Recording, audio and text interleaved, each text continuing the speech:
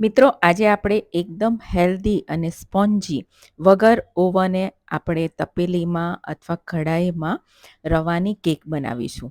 તો એને બનાવવાનું સ્ટાર્ટ કરી લઈએ. બનાવવા માટે સૌથી પહેલાં આપણે એક ટીન લઈ લઈશું, જેમાં આપણે એને બેક કરવાના છે. એને ઓઇલથી ગ્રીસ કરી લઈશું.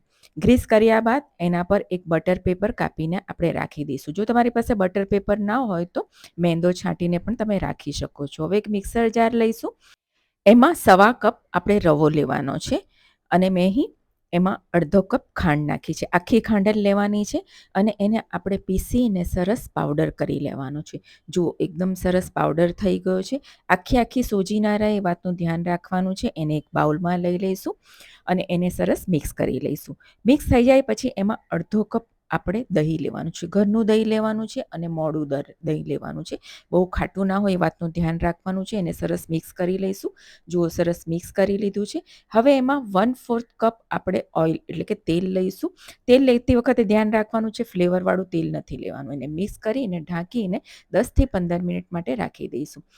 હવે જે આપણે તૂટી ફૂટી નાખવાના છે, મેં 2 મોટી ચમચી તૂટી ફૂટી લીધી છે અને એમાં અડધી ચમચી મેંદો નાખવાનો અને એને સરસ મિક્સ કરીને સાઈડમાં રાખી દઈશું. 10 મિનિટ પછી તમે જોઈ શકો છો સૂજી સરસ ફૂલી ગઈ છે. એને આપણે સરસ મિક્સ કરી લઈશું ફરીથી અને એમાં અડધી નાની ટીસ્પૂન આપણે વેનીલા એસેન્સ નાખીશું ફ્લેવર માટે. ત્યારબાદ 1 ટીસ્પૂન બેકિંગ પાવડર અને 1/4 ટીસ્પૂન બેકિંગ સોડા નાખીશું અને એમાં થોડું દૂધ નાખવાનું છે. લગભગ અહીં 1/4 કપ જેટલું આપણે દૂધ નાખીશું, થોડું કરીને, અને એને સરસ આ રીતે મિક્સ કરી લેવાનું છે, હલાવી લેવાનું છે. હવે જે તૂટી ફૂટી આપણે રાખી હતી એ નાખવાની છે. એને પણ આપણે મિક્સ કરી લઈશું.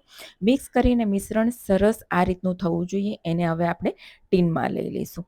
ટીનમાં લઈ લીધા બાદ હવે એને આપણે ટેપ કરવાનું છે, એટલે કે થપથપાવવાનું છે. બરાબર થપથપાવી અને મેં ઉપરથી કાજુ બદામને કટ કરીને એને ગાર્નિશ માટે નાખ્યા છે.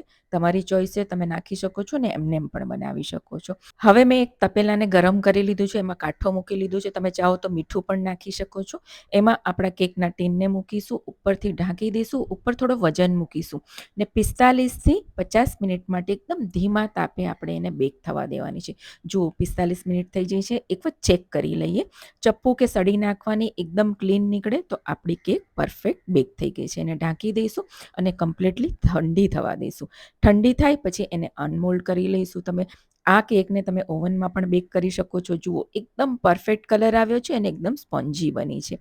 ઠંડી થાય પછી કટ કરી અને સર્વ કરો. ખૂબ જ હેલ્ધી છે, બાળકોને પણ ખૂબ જ પસંદ આવશે અને એકદમ બેકરી જેવી બને છે. તો ચોક્કસથી ટ્રાય કરજો. આવજો.